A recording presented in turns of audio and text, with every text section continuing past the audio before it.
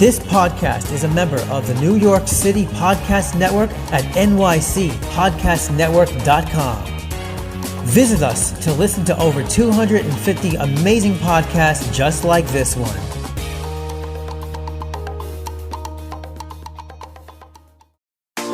Japanese street style is some of the cutest and trendiest clothing in the world. Introducing Cherry Goddess Women's Clothing and Accessories, the hottest original and cute clothing company. We offer tops, clothes, accessories, shoes, dresses and skirts, and comfortable homeware that we guarantee you will love. Cherry Goddess Women's Clothing, super cute Japanese style clothing. This is Black Wall Street Chronicles, and we're back at it again. Today we're doing a special episode about the shooting death of Ahmaud Arbery. What I'm going to do is, in this quick special episode, I am going to talk about the timeline of the case and other details that the mainstream media is not talking about. So let's get right to it. The shooting death of Ahmaud Arbery, a time-life case that's gripping the nation. It is an article on Insider.com by Ria Makbanani. Ahmaud Arbery, a 25-year-old black man, set out for a jog in Brunswick, Georgia one afternoon in late February. He never made it home. Georgia McMichael, 64, and his son Travis McMichael, 34, both whom are white, say they mistook Arbery for a burglary suspect, so they grabbed two guns, hopped into their pickup truck, and pursued him. Arbery was shot during an altercation with the pair and died of his wounds. He was buried 6 days later, but the men who killed him roamed free for more than 2 months. This incident was thrust into the national spotlight in early May when a video filmed by a witness showing the gruesome footage of Arbery's final moments was uploaded to social media and shared widely. It has since led to the arrest of McMichaels on felony murder and aggravated assault charges, then assigned to a 4th District Attorney and prompted widespread anger and calls for justice. Here's how the Arbery case unfolded. February 23rd, Ahmaud Arbery is gunned down in broad daylight. Gregory McMichael told the responding officer, Jay Branderberry, that he first noticed Arbery because he resembled a man accused of a string of residential break-ins in the area, according to a Glenn County police report. But the Brunswick News found that the only one burglary had been reported in the area from the start of 2020 to the day Arbery died. The sole item stolen was a gun from Travis McMichael's unlocked pickup truck. That didn't stop the men from grabbing their guns, a .357 Magnum and a shotgun. And following Arbery just after 1 p.m., they intercepted him. Arbery got into a scuffle with Travis McMichael. The two men started fighting over the shotgun, at which point Travis fired a shot, and then a second later there was a second shot, the report said. The altercation was filmed by a witness, later identified as William Bryan. 3 shots were heard in the footage. One with the one fire point blank before Arbery stumbled and fell face down. Gregory McMichael, a former police officer and investigator with the Glenn County District Attorney's Office, told police he rolled the body over to check for a weapon. Arbery was unarmed, but Branderberry made a note of the blood on the senior McMichael's hands. February 23rd to 25th. Jackie Johnson, the district attorney from Brunswick Judicial Circuit, recuses herself from the Arbery case. Jackie Johnson told the Brunswick News that she emailed State Attorney General Chris Carr on February 25th, recusing herself from the Arbery case due to a conflict of interest.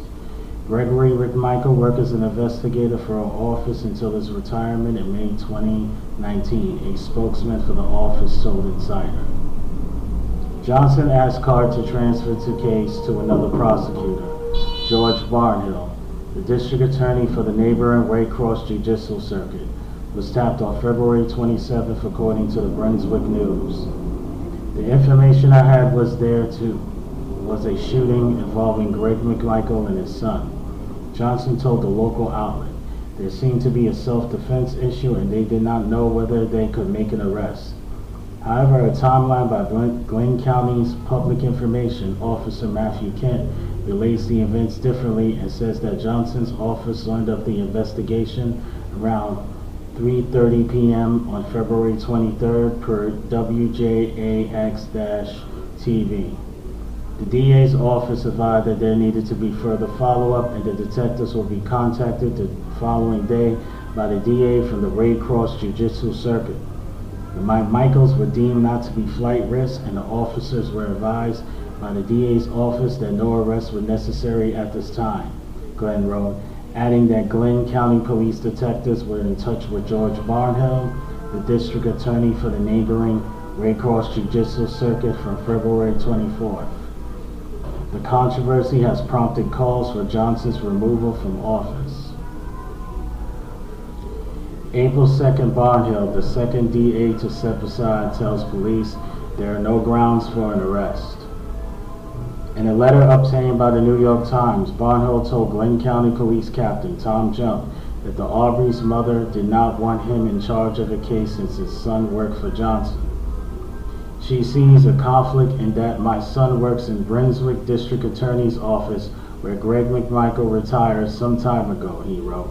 She believes there are kinships between the parties.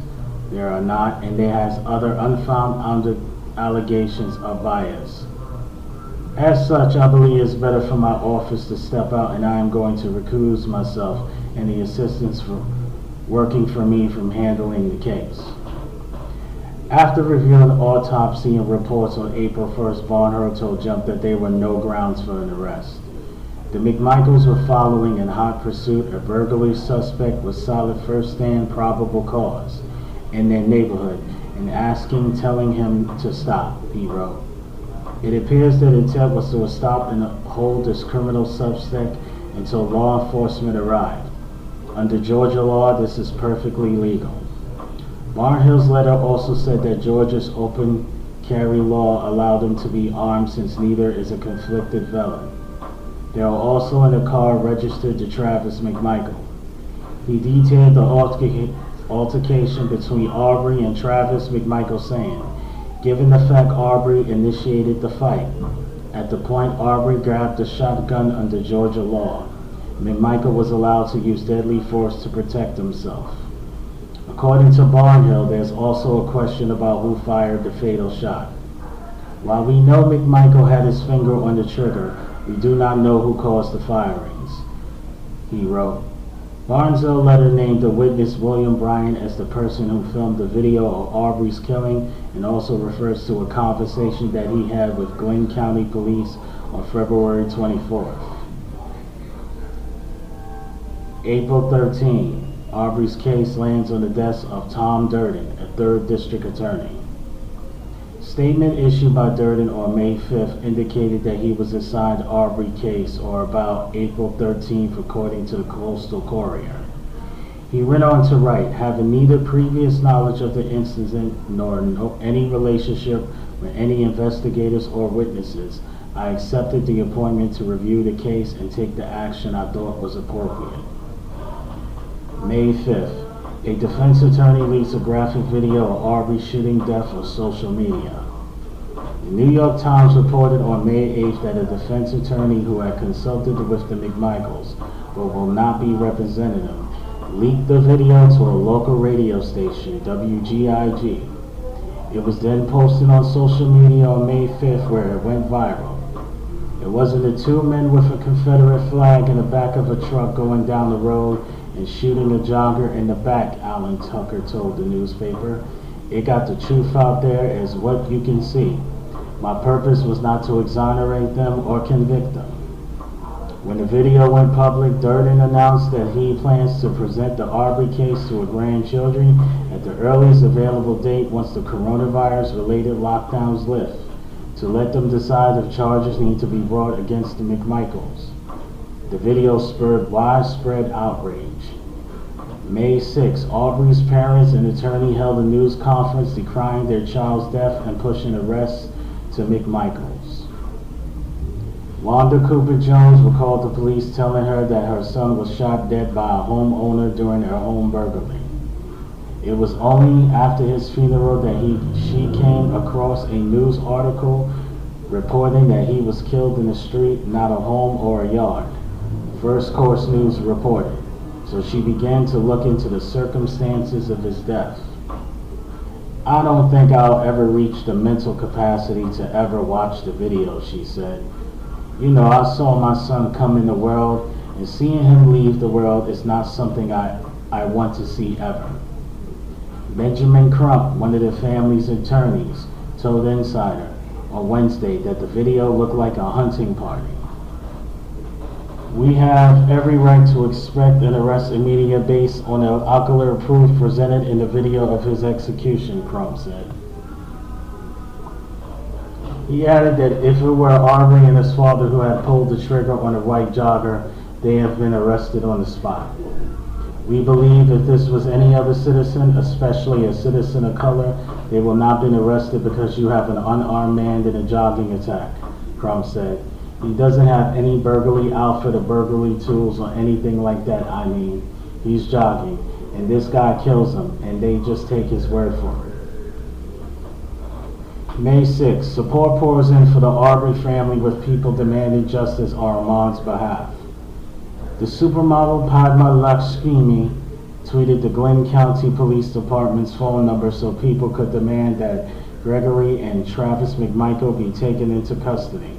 She chose a cacophony that included the voices of presumptive Democrat presidential nominee Joe Biden, NBA superstar LeBron James, talk show host Ellen DeGeneres, and the star of Netflix Clear Eye, Jonathan Van Ness.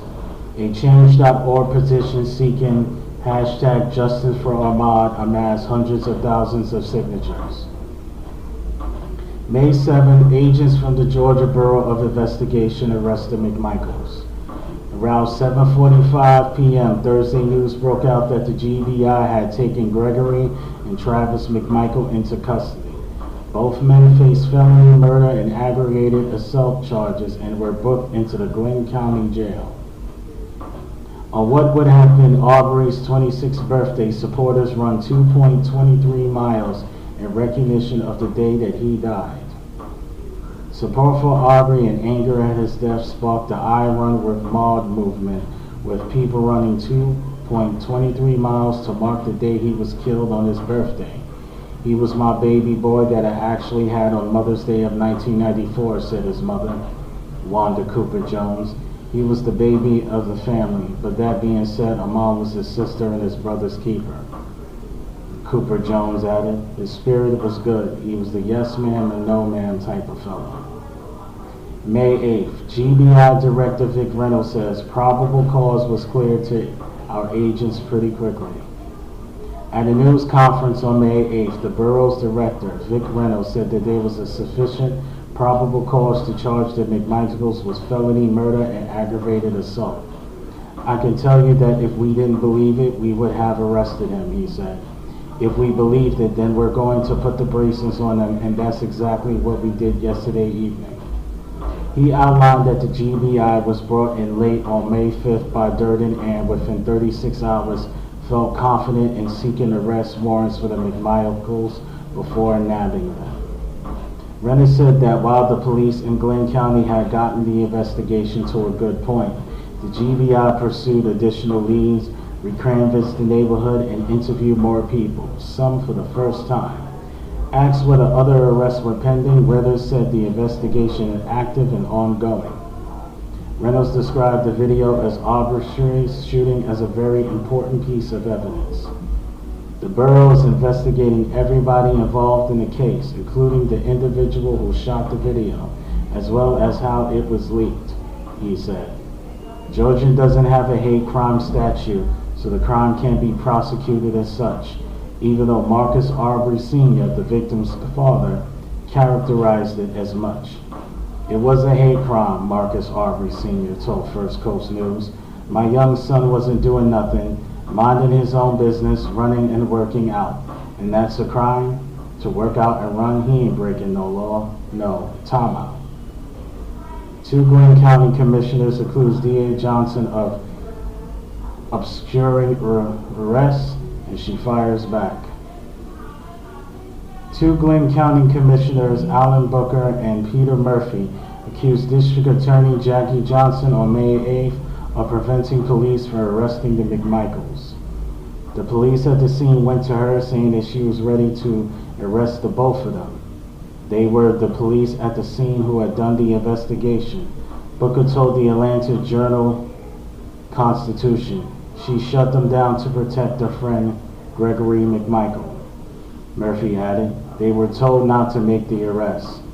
But Johnson denies the baseless and false claims. WJIX-TV reported. She flatly denied having conversations with the police about the Arbery case. Instead of alleging that this was an attempt to make excuses and to ignore the problems at the Glenn County Police Department, for which they are ultimately responsible. Georgia's Attorney General taps the DOJ and the GBI to probe the handling of the Arbery case. Georgia's Attorney General Chris Carr announced that on Sunday that he had asked the Department of Justice to conduct a complete and transparent review on how the Ahmaud Arbery case was handled from the offset, Rutgers reported. On particular interest are the ways of Johnson, Barnhill, and the Glenn County Police Department responded to the fatal shooting. The DOJ is reportedly considering pursuing federal hate crime charges. The state of Georgia has no hate crime laws. In a news release on Monday, GBI shared that Carr has asked the agency to investigate possible prosecutorial misconduct by the offices of Johnson and Barnhill. May 11th, a 4th District Attorney is pulled into this closely watched case. S. Lee Merritt, one of the family's attorneys, said on Monday that a new prosecutor, Cobb County District Attorney Jolette Holmes, has been assigned to Arbery case in the family's request, First Coast News reported. On Twitter, Merritt alleged that Atlanta Judicial Circus District Attorney Durden sat on the case until video of Ahmaud's murder was leaked. So Holmes represents a huge win in the family's pursuit for answers. She is currently being vetted for conflicts of interest, Merritt said. Later the same day, Carr told ABC News that the video of Arbery's shooting left him stunned and sickened. When you see things like that, the first thing I thought was, that's not like Georgia, he said. That's not who we are. It is important for us to find out what happened and make sure the justice is done, Carr added. May 11th, an autopsy reveals that 2 gunshot blasts in the chest killed Arbery. The 2 shotgun wounds to the chest killed Arbery, according to an autopsy released Monday by the Georgia Bureau of Investigation Forensics Division. He sustained fatal injuries to the upper and lower chest, as well as a bullet also grazed his right wrist as he struggled with Travis McMichael for the shotgun, said the report, according to CNN affiliate WSB. This 25-year-old died of multiple gunshot wounds sustained during the struggle for the shotgun. The report, dated April 1st, reads, Arbery had no alcohol and drugs in his system at the time of death, the report says.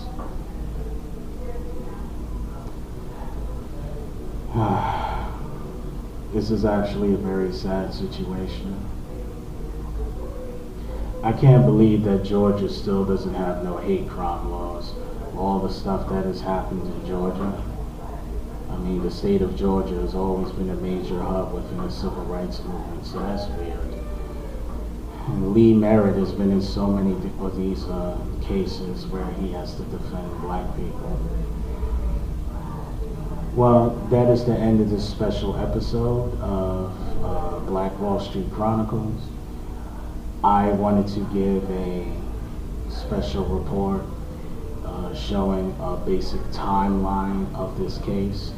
If any new information comes out, if I see any articles, what I'm going to do is I'm going to take my time and I am going to read the new information.